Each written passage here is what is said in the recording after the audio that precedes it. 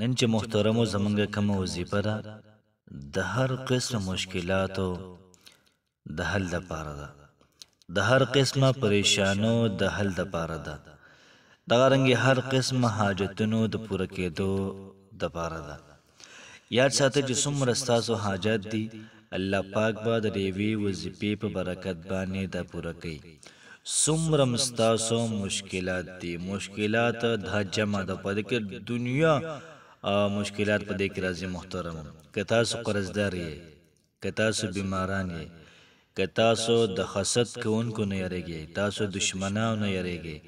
تاسو یریږئ د جادو نه، تاسو یریږئ د تعویذ نه، تاسو یریږئ د پیریانو نه، نو څومره چې په مخ د ځمکه باندې پریشانۍ دي، که دا پریشانۍ د ورځې وي، که دا د شپې وي، که دا سحر وي، که دا ماښام وي، دغه رنګې دغه پریشانۍ که د تعویذګر د طرفه وي یا د کوډګر د طرفه وي، انشاءالله محترمو داسې توړ مې دله راوړی، داسې ناشنا وظیفه ده او د قرآن مجید یو صورت دی، د هغې ترجمه تاسو ته کومه، تاسو به کېدای شي د هغې ترجمه په لومبي ځل باندې اورئ، ځکه د هغې ترجمه لږه ګرانه ده، خو چې کله موږ ترجمه وکړله نو موږ ته پکې هر یو څیز د واضحه شي. نو څومره مسئلې مسایل دي د هر سره پاره کولی شو، د حاجت دپاره کولی شي، حاجت به د نوکرۍ دی، د کاروبار دی، د هر سره پاره انشاءالله العزیز الله پاک به زمونږ په دنیا کې او په آخرت کې حامی او ناصر شي. بسم الله الرحمن الرحیم. شروع کوم د ډیر زیات بخونکي او د ډیر زیات مهربان رب په نوم باندې. السلام علیکم ورحمت الله وبرکاته. امید در رب کوم چې تاسو ټول به ټیک ټاک کې الله پاکم خوشاله آباد ساته. الله پاک دې زمونږ او ستاسو ټولې پریشانۍ د ختم کړي. الله پاک دې زمونږ او ستاسو ټول حاجات دا پوره کړي. په دنیا کې دې الله پاک زمونږ او ستاسو حامی او ناصر شي او دغه رنګې په آخرت کې دې الله پاک زمونږ او ستاسو حامی او ناصر شي. الله پاک دې زمونږ او ستاسو په کورونو کې د خیر فرشتې وګرځي. زمونږ او ستاسو په کورونو کې څومره شیطانان دي، دغه رنګ شیطان راځي ګوتې پکوي، دا ټول د الله پاک په خپل قدرت کامله سره د ختم کړي. نن چې محترمو زمونږ کوم وظیفه ده نو دا وظیفه د تمامو مشکلاتو د حل لپاره ده. د تمام دا لفظ ځان سره یاد ساتئ او دا وظیفه شروع کړئ. نن چې کومه وظیفه ده د تمامو حاجاتو د حل لپاره، تمام لفظ د ځان سره ذهن کې والی چې څومره ستا حاجات دي انشاءالله دا پوره کېږي. که ستا مشکل وي د یرې ته یریږي هر وخت، که ستا مشکل وي د بیماري، که ستا مشکل وي د دشمن نه د یرې، که ستا د مشکل وي د حسد کوونکي نه، دغه رنګ محترمو چې څومره د ورځې مسلې دي یا څومره د شپې مسلې دي، انشاءالله العزیز تمامو پریشانیانو د حل دپاره دا یو وظیفه دا ستاسو لپاره کافي ده. بس سهار ماښام دا وظیفه کوئ، سهار ماښام انشاءالله العزیز انشاءالله په ژوند کې محترمو تاسو غم وینه دی، په ژوند کې به تاسو مصیبت او پریشانۍ دا به وینه نه. دومره پاورفل او دومره بهترین عمل دی. راځئ محترمو د وظیفې طرف ته. نن زمونږ وظیفه ده د سورة الفلق او د سورة الناس وظیفه. سورة الفلق او د سورة الناس وظیفه ده. محترمو دا وظیفه چې کوم سړی کوي په دې سړي باندې به جادو اثر نه کوي، په دې سړي باندې به کوډې منترې تعویذونه یو څیز به پم اثر نه کوي. دا به لکه د بادشاهانو شانتې به وخت تېروي. هر سړی به درته وایي چې هلکه ته څنګه وخت تېروې یار، تاسو خو پیسې هم ډېر دي نظره کېږي هم نه. نو یاد ساتئ محترمو د دې صورتونو حیثیت داسې دی،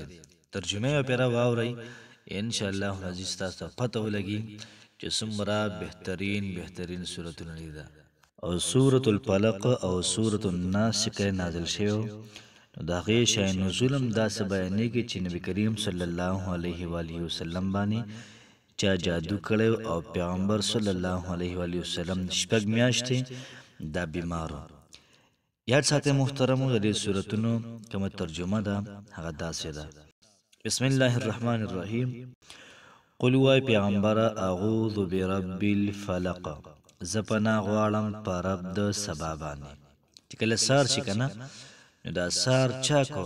هغه رب باندې پناه غواړم من شر د شر ما د هغه خالقه چې الله پاک پیدا کړی دی دا اوس ما وی کنه وختي تمام لفظ یاد ساتي نو څومره شرونه دی الله پاک پیدا کړی دی نو ته به سار وختي کې دا وظیفه کې دا غنه پناه غواړي من شر ما خلق د هغه شر نه پناه غواړم چې الله پاک پیدا کړی دی نو یاد ساتئ چې څومره شرور تمام شرونه تمام پریشانی تمام بیماری دا ټول درینه الله پاک تعالی پناه درکړي نو وظیفه کمال ده مخکې لاړ شه ومن شر غاسق او د شر د تیرینا اذا وقب چې کله دا تیاره راخورېږي نو کله تیاره شي نو په تیاره کې هلکه څه څوک لګانه کوي څوک ډاکې کوي څوک سکي څوک سکي 200 قسم لا مخلوقات روزي پکې دغه رنګي څومره درندگان دي دغه روزي نو د شپې د شر نه پناه پکشته ده ومن شر النفاثات في العقد ومن شر او د شر نه هغه شر نه پناه غواړم النفاثات في العقد چې په غوټو کې پوکې وهي کم کوټګران دي کم جادوګران دي اراسي خراب تویزګر دي هغوی د سکه چې د شپې پر تیارو کې هغوی په دې غوټو کې دغه رنګي 45 کې غوټه ور کې هغه کې پوکې وهي نو د دې مخلوقات هم په خلاص ولې ومن شر حاسد او د شر د هر حسد کون کنا اذا حسد کله دې حسد کې تاسو سره سره بغض کې کینه کې حسد کې او تاسو لګی نه نو کو دا صورتونه سار کې وي نو د هغه د حسد نه به بالکل تپامانه او استا خپل دنیاي ورپسې بل صورت دی سورۃ الناس بسم الله الرحمن الرحیم قل وای پیغمبر اعوذ زپنا واړم برب الناس پر رب د خلق باندې ملک الناس په بادشاہ د خلقو الہ الناس په معبود د خلقو من شر الوسواس الخناس من شر د هغه شر نه پناه غواړم الوسواس چې وسوسه ورواچي خناس به واپس شي الذي هغه یوسوسو چې وسوسه چې په صدور الناس په زړونو د خلقو کې فرمایي چې شیطان د خلقو پر غونو کې دا ګرځي من الجنه دا وسوسه اچون کې دار پیریانو نمشته و الناس او د خلقو نمشته نو کو څوک دا دو سورتونه محترمو دا وای ان شاء الله العزیز ان شاء الله الله پاک د انسان د هر قسمه وسوسه کوونکو نه ساتي د هر قسمه جادوګرو نه به ساتي د شیطانانو نه به ساتي د غرنګي د شپې د شر نه د ورځې د شر نه او دا رنګ محترم سمره شرور سمره پریشانی الله پاک پیدا کړی د ټول نه به ساتي الله پاک هم خوشاله آباد ساته السلام علیکم ورحمت الله وبرکاته